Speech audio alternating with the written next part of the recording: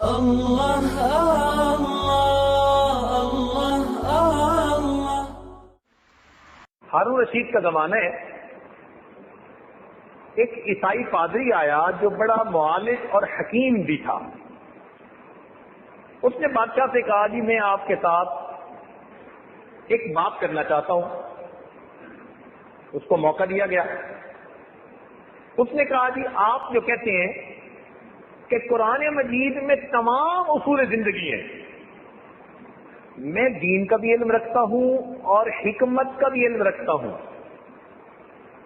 میں اتنا پوچھتا ہوں کہ کیا قرآن مجید میں انسان کی صحت سے متعلق بھی کوئی اصول بتایا گیا؟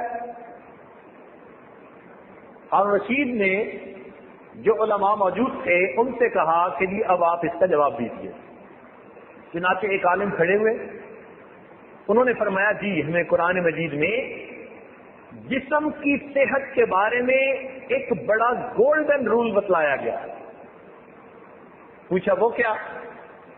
کہ قرآن مجید میں فرمایا کلو واشربو ولا تسرفو، تم کھاؤ پیو مگر اسراف نہ کرو، یعنی اوور ایٹنگ نہ کرو، جتنی طلب ہے ضرورت ہے اتنا کھائیے اور پھر اللہ کے گیت گائیے۔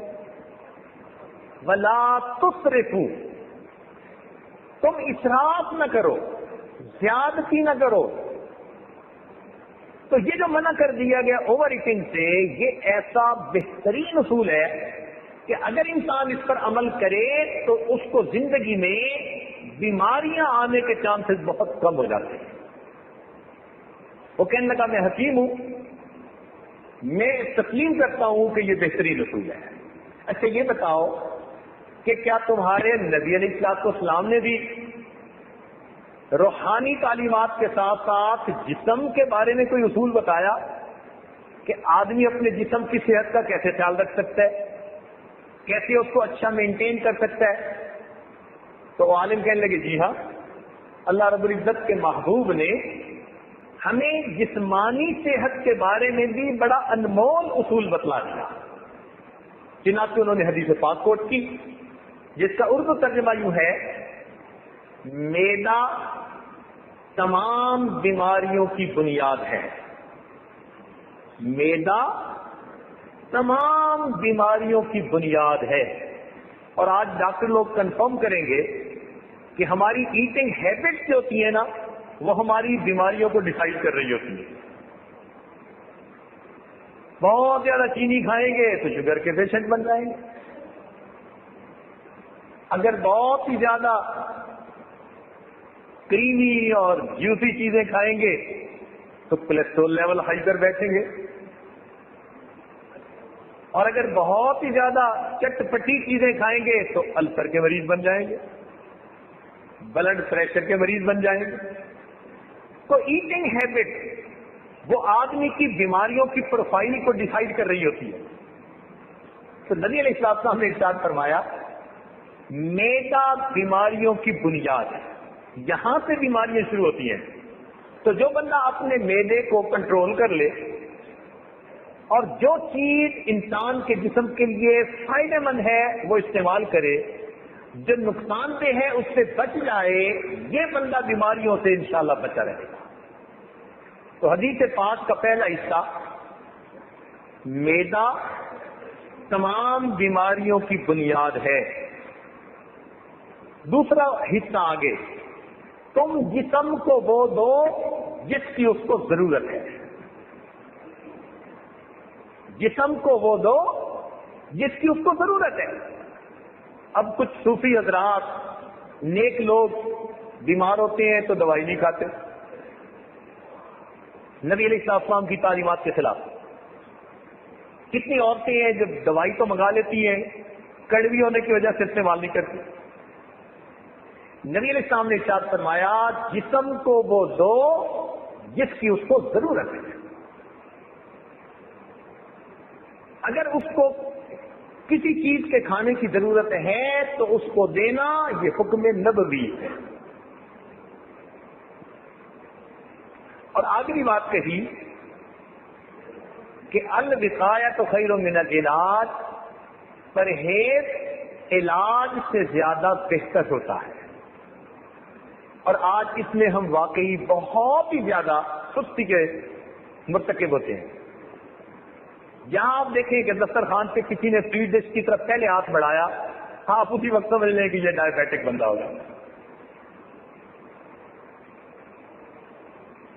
پراٹھے کھائیں گے، آرٹریز بھی بند ہوں گی، اور پھر کہیں گے جی اللہ مالک ہے. نہیں، اللہ تعالیٰ تو مالک ہے، لیکن پروردگار نے عقل بھی تو دی ہے نا استعمال کرنے کے لیے. تو عقل جب بتا رہی ہے کہ اگر میں ہارٹ پیشنٹ ہوں اور مجھے مٹھائی سے منع کیا گیا تو مجھے منع ہونا چاہیے. لوگ اس کو توکل سمجھتے ہیں، حالانکہ یہ گناہ ہوتا ہے. جس بندے کو ڈاکٹر جس چیز سے منع کر دیں کہ تمہارے جسم کے لیے نقصان دے، وہ اس کو کھا کے توکل کا مظاہرہ مت کرے. توکل کا ثواب تو نہیں ملے گا. ممکن ہے اگر اس کے کھانے سے موت آ گئی تو قیامت کے دن خودکشی کا عذاب ہو جائے. یہ کھا تو میٹھا رہے ہوتے ہیں مگر یہ سلو پوائزن ہی ہوتی ہے. جس کی ڈائبٹیز ہی کنٹرول نہیں ہے اور اس کے پاؤں پہ زخم بھی بنا ہوا ہے اور پھر وہ میٹھا کھا رہا ہے. میٹھائی سے مت سمجھیے، یہ پوائزن ہے مٹھائی کی شکل میں. تو نبی علیہ السلام نے ارشاد فرمایا، میدا تمام بیماریوں کی بنیاد ہے. جسم کو وہ دو جس کی اس کو ضرورت ہے، اور پرہیز علاج سے بہتر ہے. تو جب بھی کوئی آدمی بیمار ہو تو وہ اپنا پرہیز کرے ان تمام چیزوں سے جو اس بیماری کو زیادہ کرتی ہے. اور یہ اصول آج کی دنیا میں سارے سائنسدان تسلیم کرتے ہیں کہ پرہیز علاج سے بہتر ہے. انسان جو کھانا کھاتا ہے جو اس کے بدن کی ضرورت ہے، مگر کہتے ہیں نا کہ excess of everything is bad. بالکل اسی طرح اگر ہم کسی بھی مشین کو اوور لوڈ کر دیں گے نا تو بریک ڈاؤن کے چانسز بڑھ جائیں گے. یہی حال انسان کے معدے کا کہ اس میدے کو ایک مقدار کھانے کی فائدہ دے گی. اگر ہم اس سے زیادہ فیڈ کرنا شروع کر دیں گے تو فائدے کی بجائے الٹا نقصان شروع ہو جائے گا. لا الہ الا اللہ، لا الہ الا اللہ، لا الہ الا اللہ، لا الہ الا اللہ، لا الہ